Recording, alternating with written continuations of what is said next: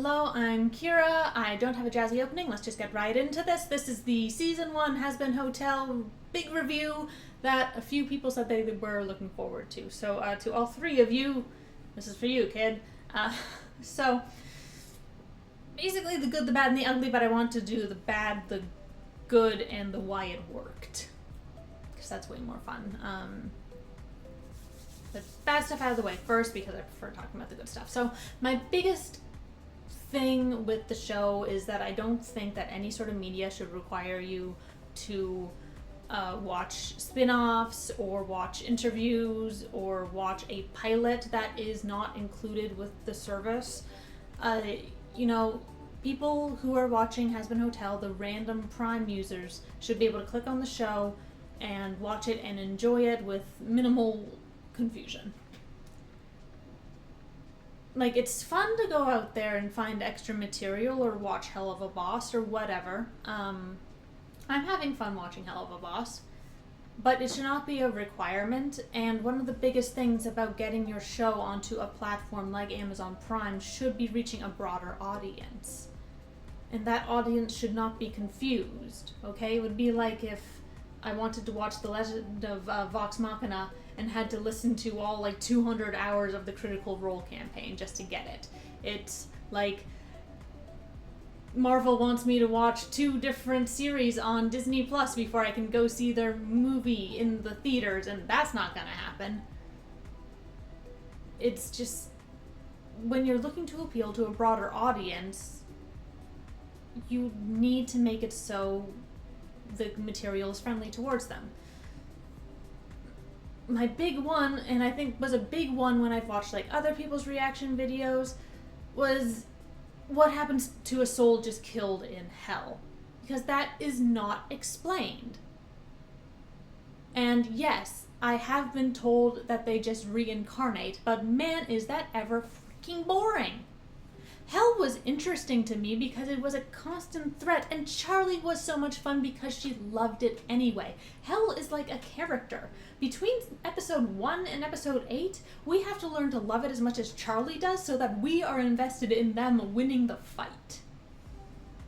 And honestly, the more violent and like terrible that Hell is, first of all, the more adorable I think Charlie is. The more, and just the more brutal it is, the more of a character it is. And honestly, if people hadn't told me that people are just reincarnated, I would have been fine. I would have just assumed that they were dead. You know, like their souls are gone. Because, you know, obviously there's murder and terrible stuff, but it seems like souls are pretty hardy. It seems like it takes a lot to kill them, because obviously, like, Sir Pentious gets, like, blasted, like, halfway across hell, and he's still alive later. So they seem pretty hardy, honestly. And, you know, I can say that, yeah, okay, so hell has bad stuff that happens. It's got murder, that's bad. People die. That's too bad. But I can also still at the same time say that extermination is bad because it's a army of angels coming down and killing 16% of the population, and they don't care if you're one of the ones who does the murdering or if you're like just a cannibal in Cannibal Town, where they actually seem pretty chill. Like, there's a really big difference between the random violence in hell that often doesn't seem to result in actual death, and extermination, which was meant as, like, practically punishment for the idea that hell might rebel. And the angels enjoy it, because they enjoy killing. So there's, like, this huge difference between these maniacal angels coming down to enjoy killing off a significant portion of hell once a year. I still think that's bad, even if I thought that death actually happened if you were killed in hell some normal way.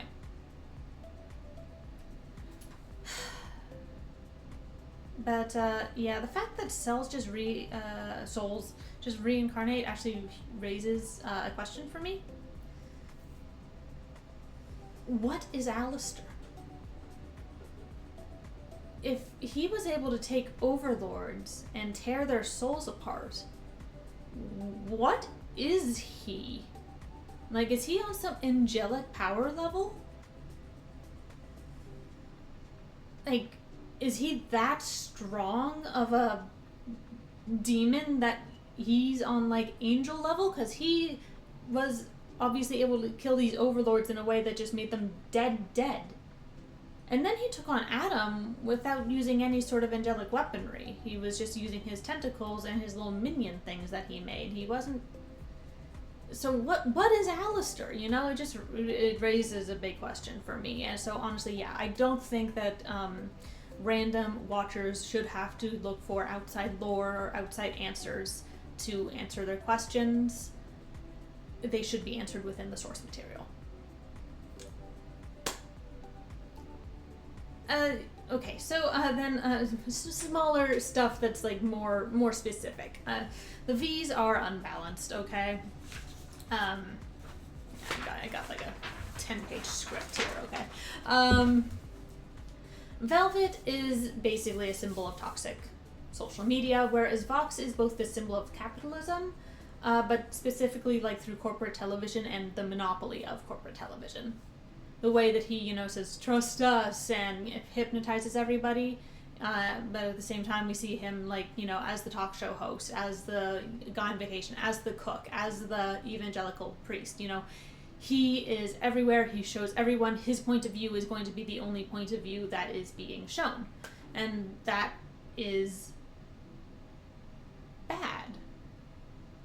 And, you know, you get that kind of through his talking, how he talks about, you know, and our image, you know, to Valentino, like, his image is what Vox is. He is an image. He is a brand. And Velvet, of course, you know, she's not a brand as much as Vox is, but she's certainly like this active, chaotic force of social media. Like, she's able to just stroll casually down a table full of overlords and just insult them left and right, kind of the way that when you're on social media, because you're behind just a fake name, you think that you can leave nasty comments and it's totally fine. Velvet just does that to people's faces. However, they are abstract evils. You know, we can get that it's bad, they're bad for being representations of these things that are bad. But Valentino would have worked if he was an abstract concept of critiquing the porn industry, because that actually ties into the other two, because of course social media is encouraging, especially young girls, to, like, with the sexualization way earlier in their lives. I can't believe what, like, 11-year-olds are being asked to look like and, like, buy just so that they can, like, fit in with everybody else. And corporate media, of course, has been desensitizing us to violence and violence, sexual violence even. Like, I'm not knocking the show or anything, but how many seasons has Law & Order SVU had? Like, and every episode of that is, like, either violence against the kid, I think, or violence of, like, a sexual nature. So we are growing desensitized to that kind of thing due to media. So Valentino as an abstract concept would have worked really well, except that he's not an abstract concept. Anyone who has been in an abusive relationship, has known someone in an abusive relationship, has basic human empathy for people who have been in an abusive relationship. He is such a more personal evil that people deal with in their lives on a personal, real basis. Valentino is not a concept, but an evil that people face in their actual lives. And because of this, a lot of the humor that Valentino might have brought to the show and to the Vees really disappears after episode 4, when his true nature is revealed. Like, in episode 8, I was watching the Vees and it was like, Fox, Velvet, oh, Valentino. I hate him, but also Valentino also shows up more, and so he becomes, like, more and more personal just because he shows up more. Like, when he shows, obviously episode 4 is his big episode for, showing how terrible he is, but he also shows up in episode 6, where he's furthering his own agenda, not the Vees. Velvet and Vox, Velvet especially, do try to push the Vees. Valentino's out for himself. He's like trying to, get more porn actresses. He's not pushing the V agenda. And so we end up with this really odd contrast, especially since the Vox and Velvet kind of disappear from the story for a very long time, but Valentino continues to be relevant. And just because Valentino is like this real evil that is so easy to hate, and then Vox and Velvet, I need Vox and Velvet to do something like really, really evil so that I can dislike them as much as I do Valentino, because otherwise the Vees will continue to be this thing where I'm like, wow, Vox and Velvet are actually like entertaining and fun, I like their designs, and I like kind of seeing what kind of abstract evil thing they're gonna end up doing, and Valentino is just, I want to frickin' kill him and tear his face off.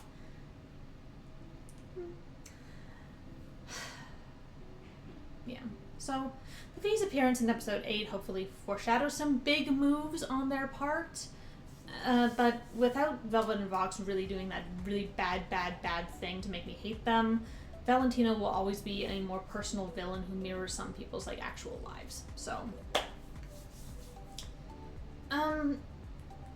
if I was going to talk about the pacing issue,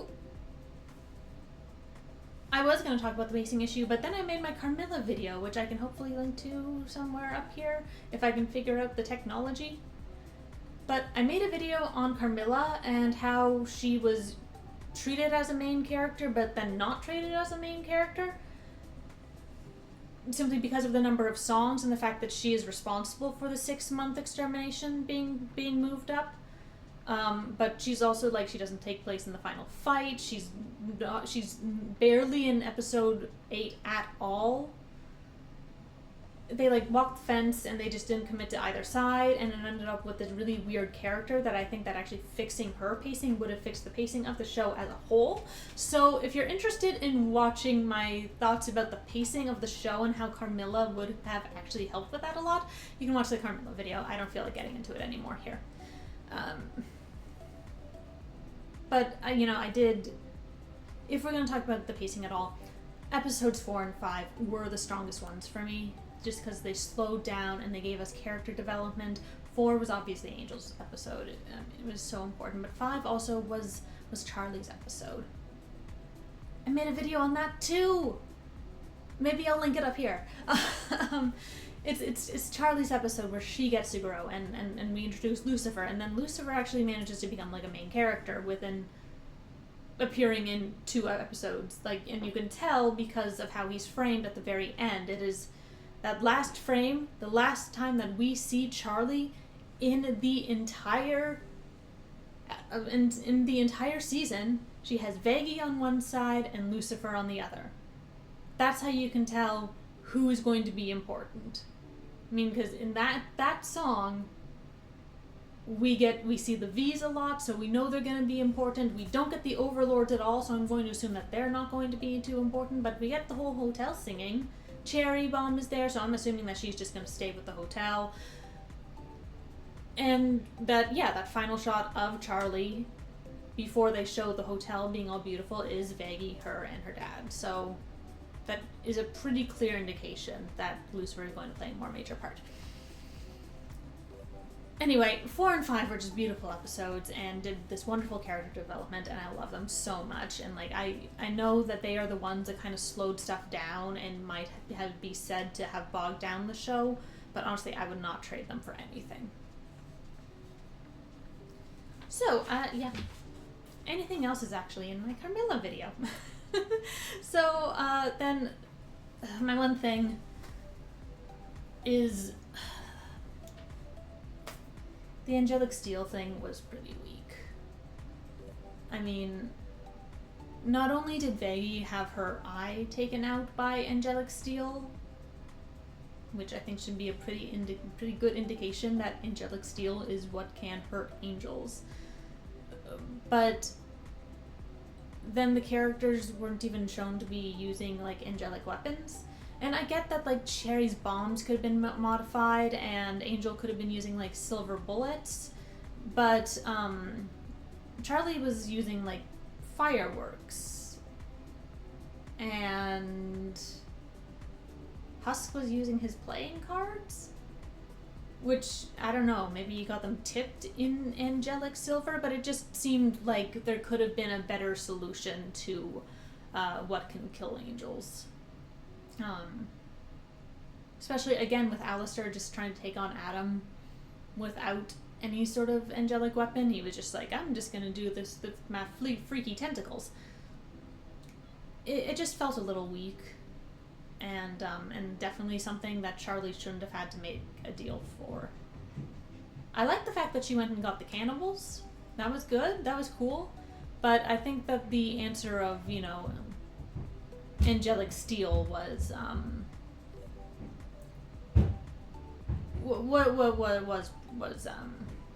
wasn't the strongest point in the series. Anyway, so going into the good is so much more fun.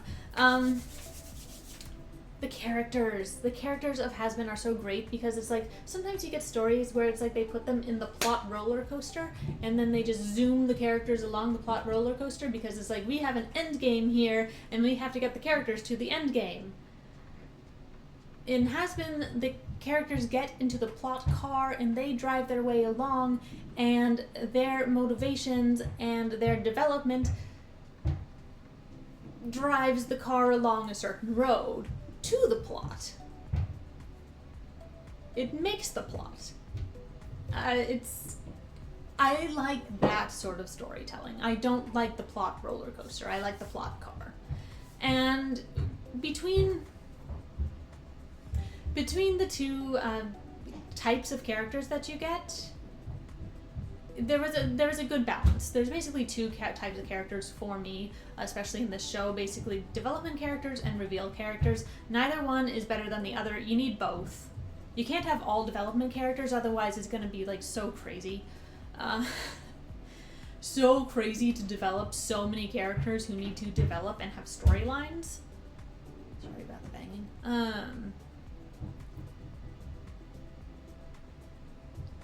And you can have some of your most awesome characters be reveal characters, but basically reveal characters is just, you just find out stuff about them.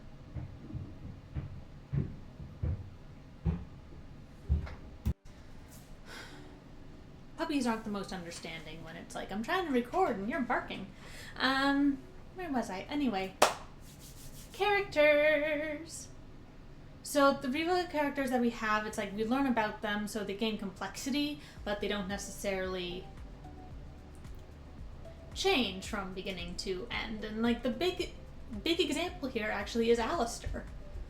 Like, he is a reveal character, and that's proof that development characters are not automatically superior. We learn more about him, but he exists mainly as like this chaotic force. So like, the two big things that he does is he makes the deal with Charlie and he shows her Cannibal Town. Now, neither of these things changes Alistair as a character. And the things that he does, you know, he makes the deal with Vaggie, which I do think is going to play a part with Vox in season 2, and I'm really going to enjoy it. But he doesn't act upon, like, saying that he's going to destroy Vox's status quo. He doesn't act upon the deal he makes with Charlie. The most that we get from him is in episode 8, where he gets really upset over the deal that he's made and that he almost died for his friends. So we see a little bit of him being like, oh, they're a enjoyable collective. You know, so it's like you get a little bit, but it's such a teensy tiny little bit of idea that he might care about the residents of the hotel that I guess that Alistair stands can go crazy over, but for me it really did not bring like development. We really just learn more about him. And I mean, what we learn is really cool.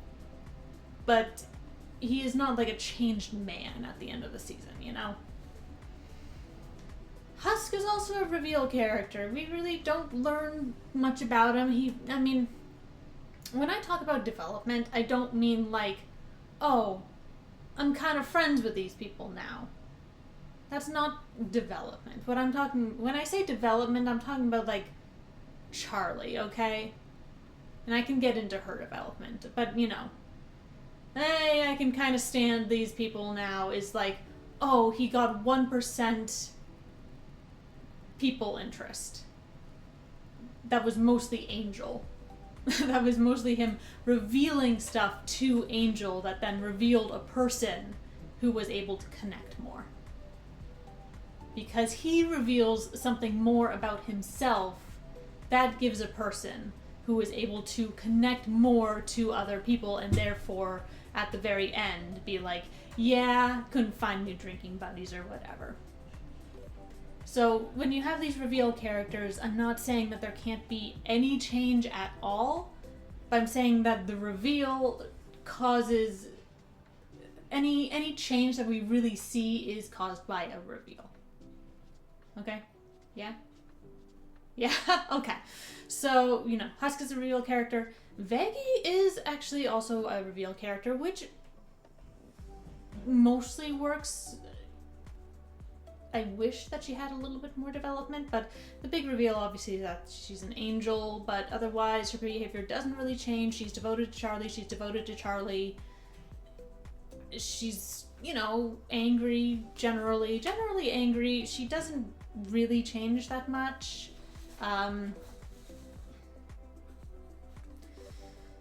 She doesn't really change that much, maybe a little. Adam is a reveal character. I want to make a video talking about the songs in this show where I can get into Adam a little bit more. He's definitely entertaining. I love the bit, you know, just in episode 1 where he's talking about the ribs, you know, that, I mean, most people, it's like, you know, like, Eve, okay, yeah, I get it, roll eyes. But then when he's talking about, like, yeah, naming stuff, and it's like, because of course Adam was told in the garden to go and, like, name everything, you know? So it's like, the fact that he gets so excited about the idea of naming something again, that's so funny to me. Like, because you're getting why he acts so superior. It's because of, you know, the rib thing and because of the naming thing. And then we get Hell is Forever, where we learn that he's actually, like, a lot more evil than we thought. He's not just, like, a jerk. He is a jerk who enjoys killing. That's a reveal, but it's a fun reveal. Adam doesn't really change. He doesn't develop, but, man, we learn that he's, like, a lot worse than we thought. And Nifty's neither, but she's an interesting character in that she's a vessel. Her behavior does not change, but she's a receptacle for kindness. We notice the way that Angel and Serpentius treat her differently as they grow as characters. And so, because she's, like, a single character that gets, like, kindness poured into her, you know, Angel takes the knife out of her grasp and throws it away. Serpentius, like, grabs her and pulls her out of the way of the falling rubble. Obviously, Angel takes care of her a lot in the club. You know, and because that kindness is directed at one person, it becomes that much more obvious. So Nifty is an interesting character for the way that they use her.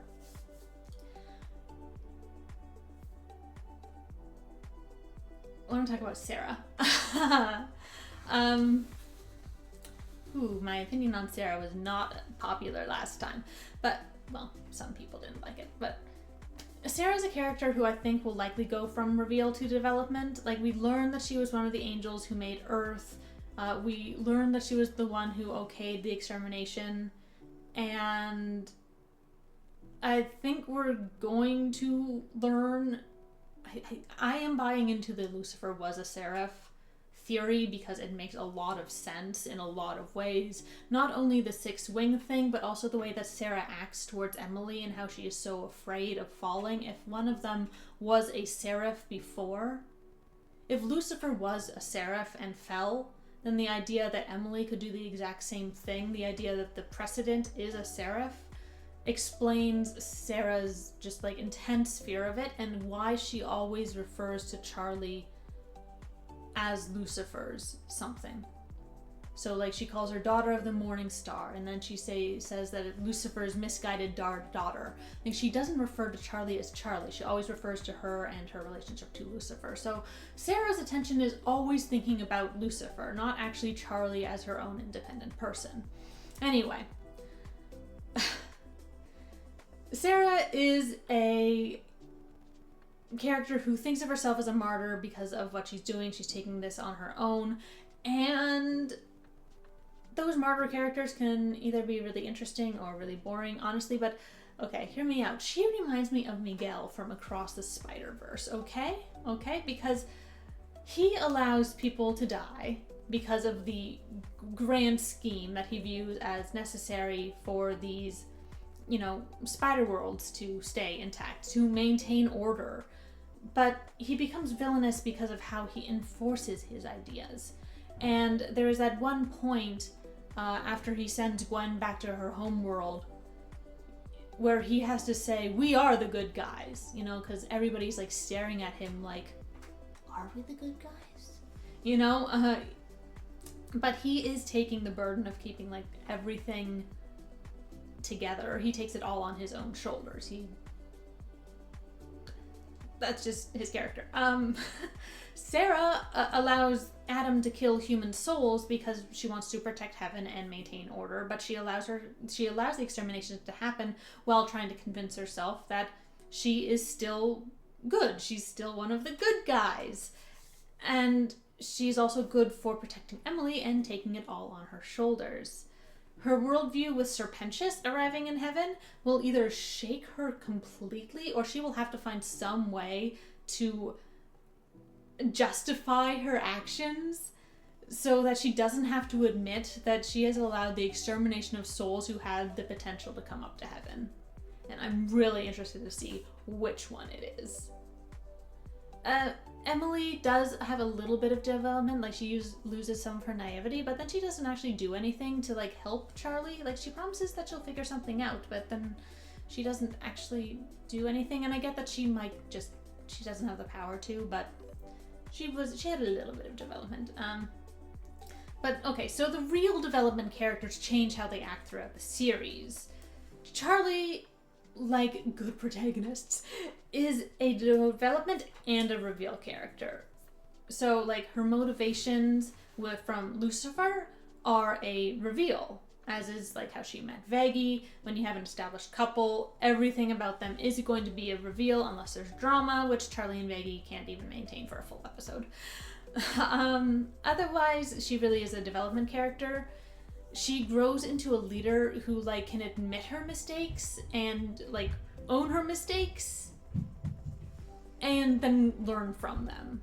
Like she comes into her own, she comes into her throne. It's wonderful. She stands up for, the people of hell. She stands up for herself.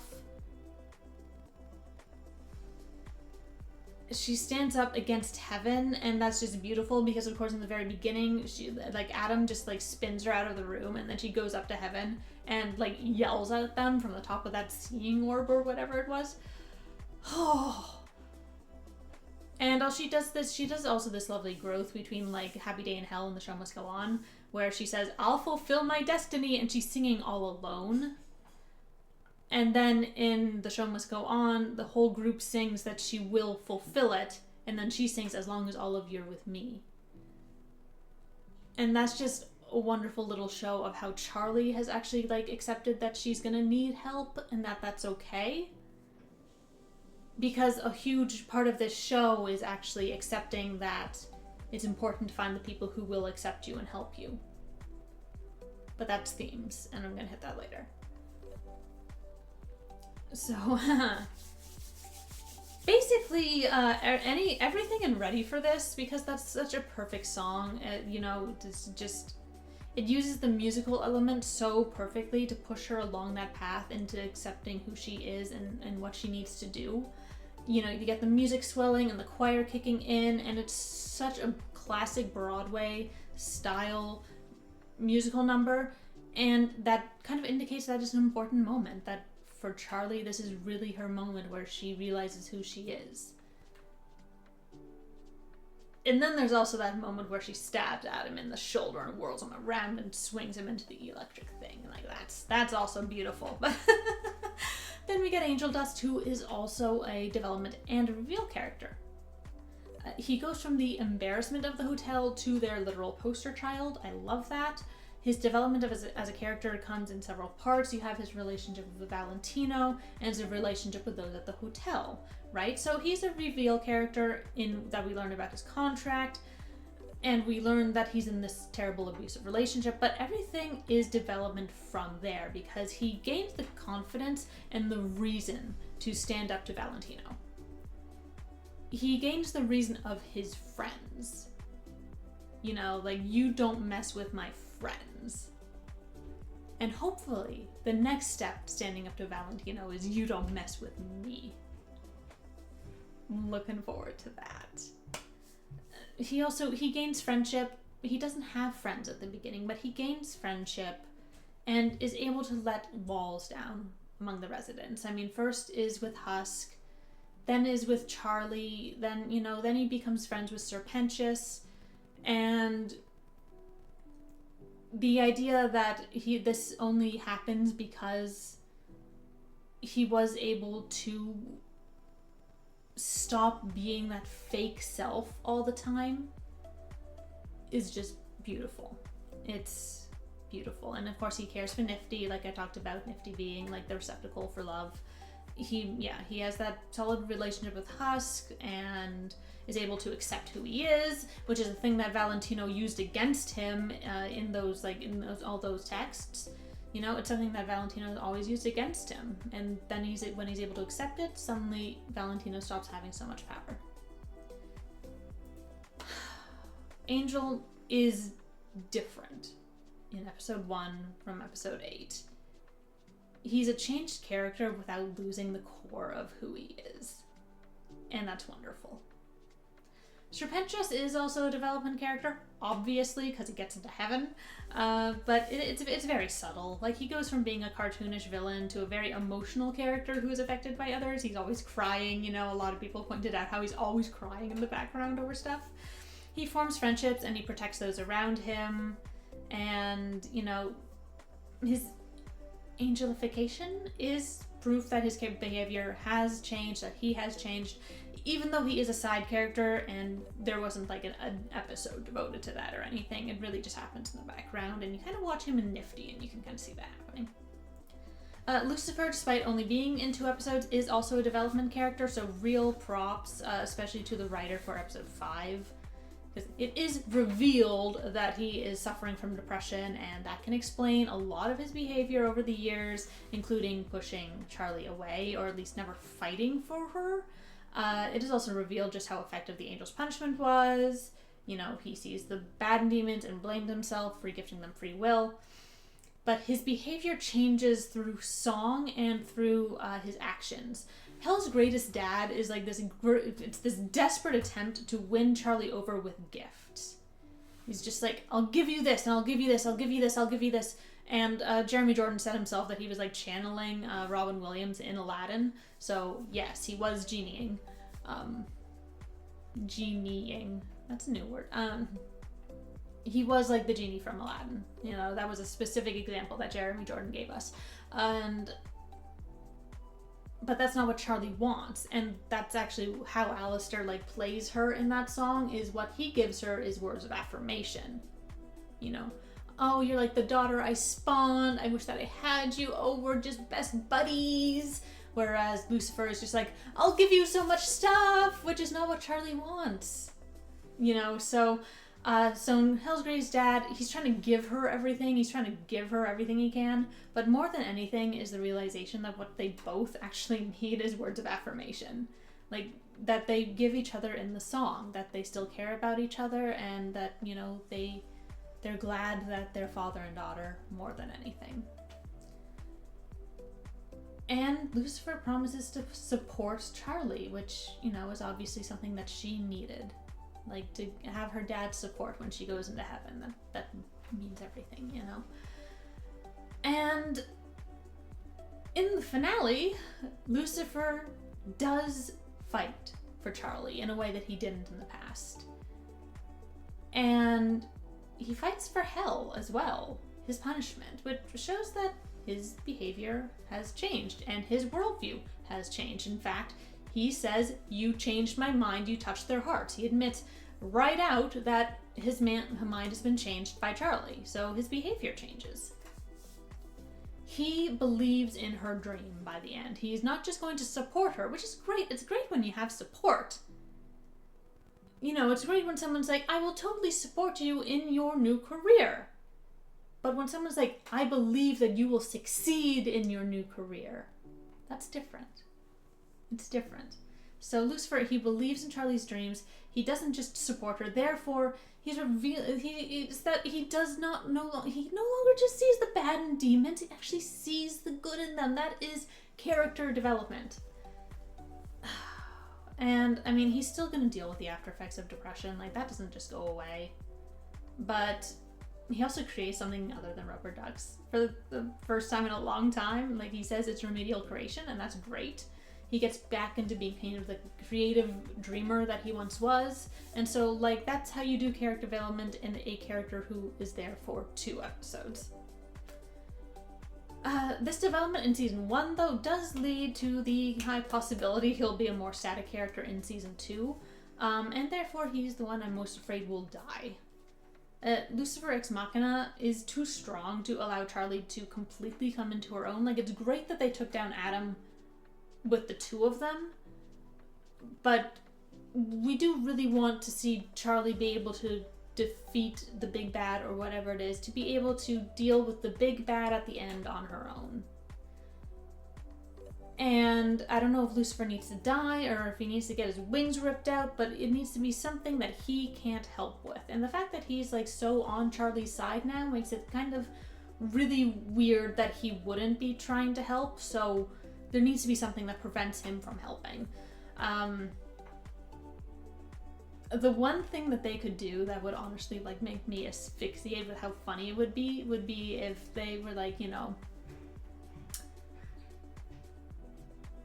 Lucifer and Lilith never got a chance. They were judged by the angels. There's something else that does the judging for souls if they end up in heaven or hell, because heaven doesn't know. So if Lucifer and Lilith never really belonged in hell in the first place, if they kill Lucifer down in hell and he like angelifies, if he pops up in heaven in like full angel glory, I mean, it would be a way to get him out of the way. And it would be the funniest thing anyone could ever do with the devil character ever. Like, redeeming the devil is the funniest thing they could do. John Milton would rise from his grave just to, like, cheer and clap. Like, and like, probably run laps around whatever cemetery he's been buried in. I don't know where John Milton is buried. But, yeah, redeeming the devil is the funniest thing they could ever freaking do. Oh boy, I'm gonna make a different video about the music because I want to actually play the music and go through it, and that would make this video really, really, really long, because it's already long. Ah, boy. Another good thing, the unique concept of hell. It's like this wonderful mixture of the Bible, Milton, Dante's Inferno, and their own original ideas. And it just creates this novel setting that allows for these wonderful things to shine. Like I said, hell itself is a character. And viewers want to, we have to fall in love with it and understand where Charlie is coming from. Like, Cannibal Town is a good example of finding the cannibals cutely murderous instead of, like, gross. You know, like in the opening song, Happy Day in Hell, we see the cannibals, they're slurping up some innards, but by episode 7, it's like, hey, look at these cute little cannibals. You know, like, our minds have to change. We need to see sinners being murdered also as a bad thing.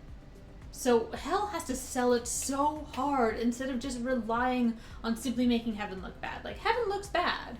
And you know what, they do that in episode 1, like they make heaven look bad by having heaven being represented by Adam. So it's like we have Happy Day in Hell where we see just basically what a terrible place hell actually is. Sorry, Charlie. But then they introduce Adam and it's like Adam is worse. So it's like, okay, okay, in comparison, hell isn't that bad.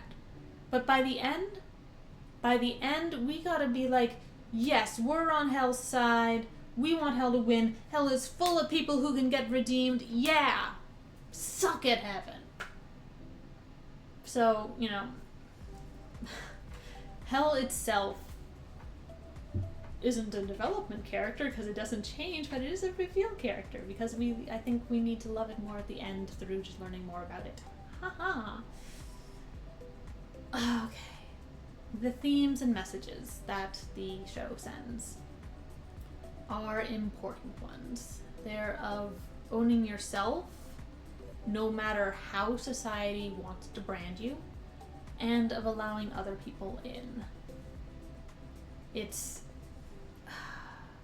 being able to accept rock bottom and keep going regardless, and of realizing the importance of the people in your life, the ones who will accept you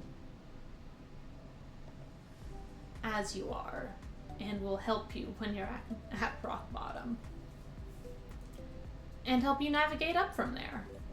You know, this is evidenced with Angel Dust, with Charlie and Vaggie, Charlie and Lucifer, everyone in the hotel growing to think of each other as family, no matter their status or past. Or again, just when Angel says, "Thank you for caring about me" to Charlie, like, that is everything to me. You know, just maybe it hasn't fixed all my problems, but gosh, like, all that Angel has really shown Charlie so far was that fake self, and then how angry he had to get at her in the studio. He's never shown that vulnerable side of himself to Charlie, and yet she cares so much. And that's basically the first time that he is vulnerable towards her, is when, you know, she grabs onto him and he says, "Thank you for caring about me." I love that moment so much. Boy, there are themes of found family, but I really think that chosen family is the better deal here. I mean, that is literally how Alistair puts it. The family you choose is better. Because sometimes I think we get so wrapped up in our own family drama that seeing fictional characters find a better family becomes like a bit of a desperation. Like, if we're dealing with our own shitty family situation, then it's like, well, look at these fictional characters. They just found a bunch of random weirdos and now they're a found family. But you know what?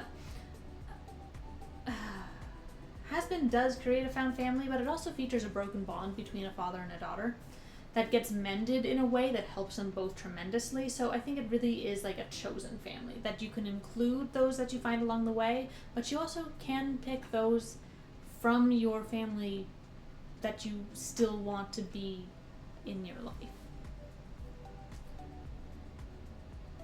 And okay, that's my my bad, my good. I could go more into the themes, I really could, but it would take a while. I want to talk about why Hazbin Hotel works. It's because it's like nothing else out there. Okay, because okay.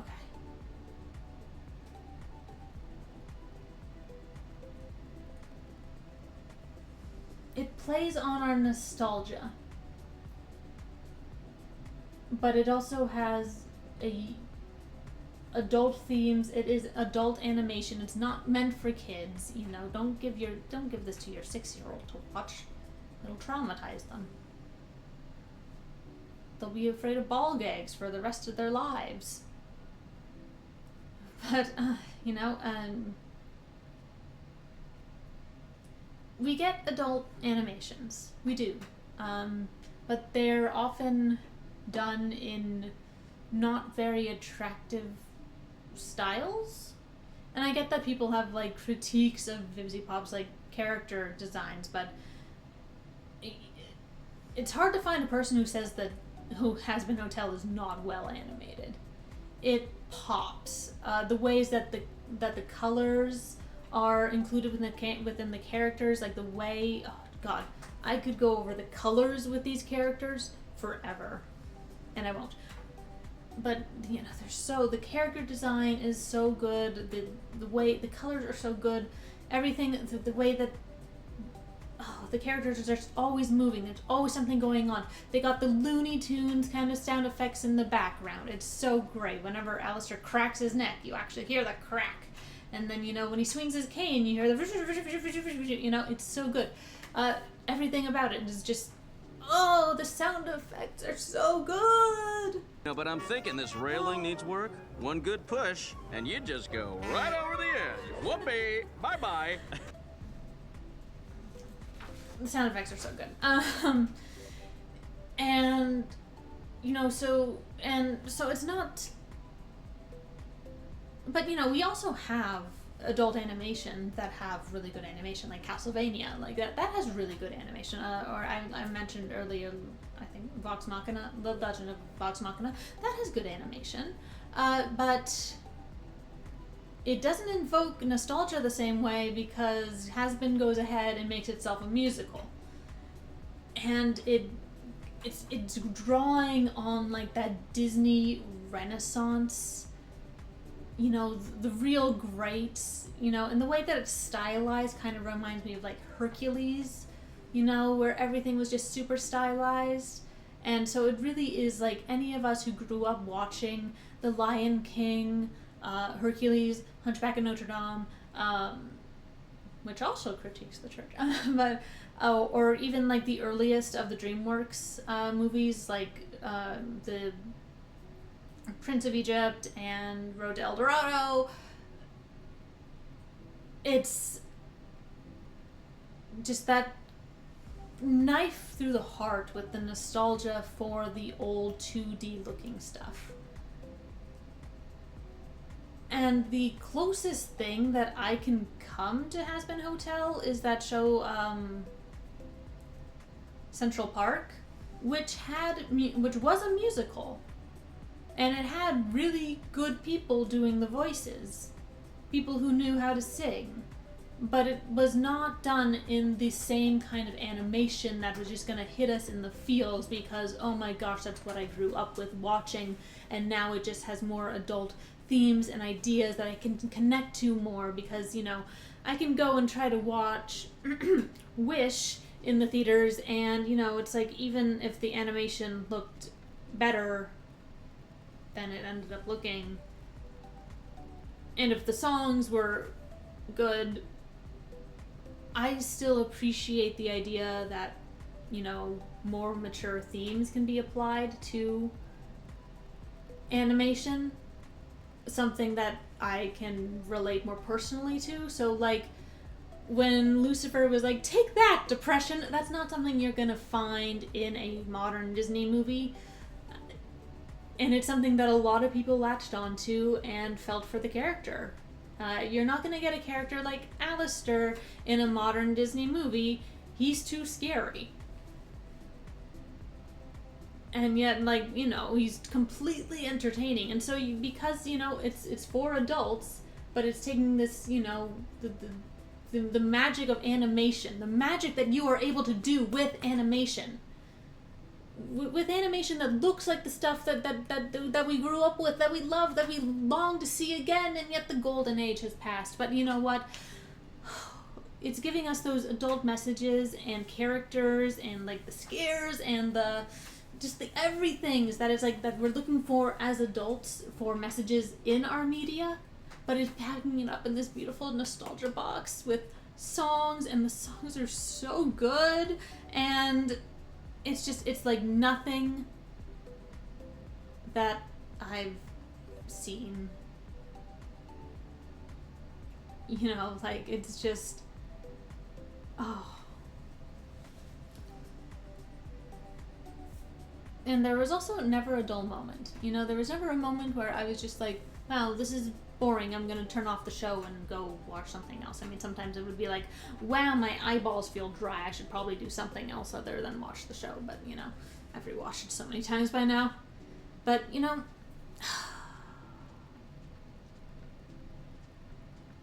the show manages to raise questions about morality and our own ability to change in a way that doesn't feel patronizing. It's animation for adults that deals with mature themes in the way that Western animation is really only beginning to explore, in a way that basically manages to detach the issue with the use of animation and then shoves it under a microscope. You know, like angel dust and abusive relationships, you know, because it's like that's not ever shown in Disney movies or anything, and yet because it's animation, it's like we take it and then we just shove it in everybody's face because it isn't as like graphic and gory and terrible. We're able to animate stuff that we wouldn't show in live action, and that allows us to explore things that just haven't been explored that much. And even if the humor wasn't always to my taste, it felt like the crew were being true to a vision, and I will always respect that. And it's kind of like some adult shows have like so much violence and it's not my thing, but I can respect that they were like, yeah, this is gonna be violent and you're just gonna have to deal with it. And I'm like, okay, you know, just it's a balancing act, and shows that have committed to a vision, any sort of vision, are bound to lean a little from, you know, time to time. But in my opinion, Hazbin Hotel stayed on the high wire and delivered just a truly enjoyable show.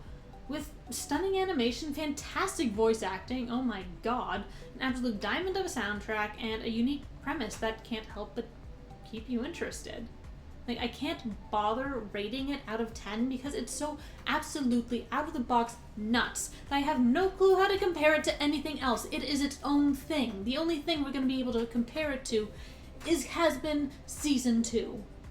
Like, I can't even compare it to Hell of a Boss because Hell of a Boss feels like it has different people with a different vision. Hazbin is its own thing entirely, and I don't think it can be rated because there's just nothing that I can rate it against. Unless someone else wants to point out the other adult animation with stellar animation, Broadway voice actors, amazing songs, beautiful, beautiful, beautiful, beautiful animation that just strikes at my freaking Disney Renaissance heart. So, you know, congrats Hazbin Hotel for the truly wild ride. Truly enjoyable. I guess that's my final thought, is that Hazbin Hotel cannot be compared to anything else. And I hope that it allows for more people to feel like they are able to make stuff like that they can follow their visions and create amazing stuff. You know, I know that there is great stuff out there on YouTube. And I hope that more of it gets put onto stuff like Prime or Netflix or HBO or whatever.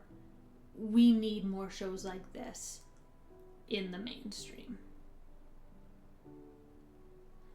Okay, so I'm sorry, that got long.